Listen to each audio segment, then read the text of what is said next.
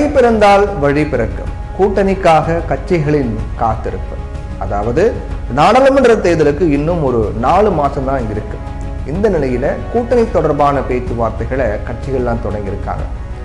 ஆனா பாஜகவோட அதிமுக கூட்டணி வைத்திருந்ததால திமுகவுக்கு இதுவரை எந்த சங்கடமும் நேரல. கூட்டணி அப்படியே சிந்தாம சிதறாம இருந்து வந்துச்சு. ஆனா இப்போ அதிமுக பாஜகவோட கூட்டணி இல்லை அப்படிங்கிறது உறுதியான முடிவா இருக்கிறதால கூட்டணியின் தோற்றங்களே மாறும் நிலை தான் ஏற்பட்டிருக்கு. திமுக கூட்டணியில திமுக, காங்கிரஸ், விசிக, இடதுசாரிகள், மதிமுக, முஸ்லீம் லீக், கொங்கு மக்கள் தேசிய கட்சி, தமிழக வாழ்வுரிமை கட்சி, இந்த கட்சி எல்லாமே இடம்பெற்றிருக்காங்க. தொடக்கத்துல 2019 தேர்தல் தொகுதி பங்கீடு ஃபார்முலாவை அப்படியே கடைபிடிக்கலாம் அப்படின்னு திமுக தரப்புல யோசனை முன்வைக்கப்பட்டதா. தேவைப்பட்டா சிறிய அளவிலான மாற்றங்கள் செய்யலாம் அப்படின்னும் திமுக தரப்புல தெரிவிக்கப்பட்டதா. ஆனா திமுக கூட்டணியில பாமக இணையலாம் அப்படிங்கிற பேச்சுகள்லாம் பலமா அடிபட்டுச்சு. இதை உறுதி செய்யும் வகையில பாமக நிறுவனர் டாக்டர் ராமதாசும் முதலமைச்சர் மு.க.ஸ்டாலினை நேரில் போய் பார்த்தார். இதே போல மக்கள் நீதி மையத்தின் தலைவர் கமல்ஹாசனும் திமுகவோட இணக்கமா இருக்காரு. திமுக கூட்டணியில பாமக இணைந்தா காங்கிரஸ், விசிக, இடதுசாரிகளுக்கான தொகுதிகள்லாம் குறையும். இதுல காங்கிரசுக்கு தான் அதிக பாதிப்பு ஏற்படும். பாமக இடம்பெறும் கூட்டணியில் விசிக இருக்காது, பாமக இடம்பெறக்கூடிய கூட்டணியில விசிக இருக்காது அப்படிங்கிறது அந்த கட்சியினுடைய திட்டவட்டமான ஒரு நிலைப்பாடு. இதனால காங்கிரசும் விசிகாவும் அதிமுக கூட்டணியை நோக்கி செல்லக்கூடிய சாத்தியங்களை மறுப்பதற்கும் கிடையாது அப்படின்னு சொல்லப்படுது. அதிமுக கூட்டணியை பொறுத்தவரை எத்தனை கட்சிகள் இணைந்தாலும் ஏற்கும் நிலையில இருக்காங்க.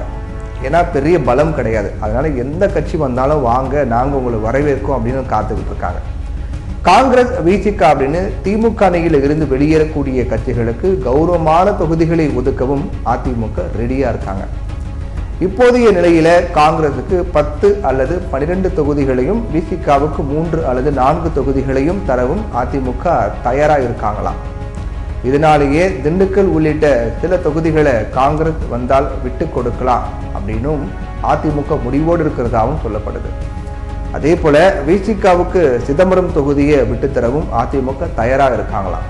விசிகாவை பொறுத்தவரை தனித்தொகுதி மட்டுமல்லாது பொது தொகுதியும் கேட்டு கோரிக்கை வைக்கப்பட்டிருப்பதாக தகவல் அறிந்த வட்டாரங்கள்லாம் சொல்றாங்க. ஒவ்வொரு முறையும் விசிக அப்படின்னாலே தனித்தொகுதி மட்டுமே கொடுக்குறீங்களே, எனக்கு தனி தொகுதி வேணும், ஆனால் அதே சமயத்தில் பொது தொகுதியும் வேணும் அப்படின்னு திருமாவளவன் ரொம்ப உறுதியாக இருக்காரு. அதனால அவங்களும் ஒரு பொது தொகுதியை கேட்டு வாங்குறதுக்கான வாய்ப்பும் இருக்கு. அதிமுக பொறுத்த வரைக்கும் ஒரு பெரிய மெகா கூட்டணி அமைப்புன்னு சொன்னாங்க. ஆனால் மெகா கூட்டணி அமைக்கிறதுக்கு கட்சியே கிடையாது.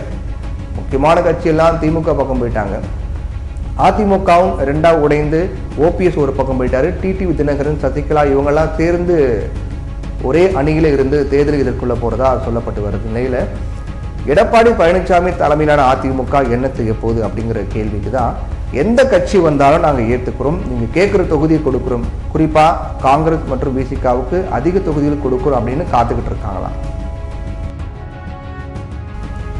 இந்த முறை அதிக தொகுதிகளை வாங்கிட்டா அதுக்கப்புறம் விசிகாவின் பலத்தை குறைக்க முடியாது. அப்படிங்கிறதால கூடுதலான தொகுதிகளை வாங்கிவிட விசிக ரொம்ப உறுதியா இருக்காங்களாம்.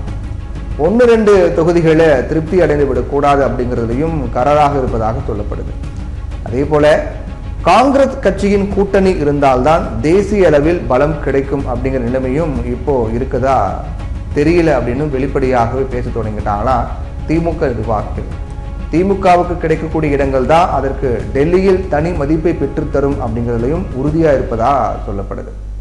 திமுக பொதுச் செயலாளர் துரைமுருகன் பாமக கூட்டணி இருந்தால்தான் வட மாநிலங்களில் வெற்றி பெற முடியும் அப்படின்னு வலியுறுத்தி வருவதாகவும் சொல்லப்படுது.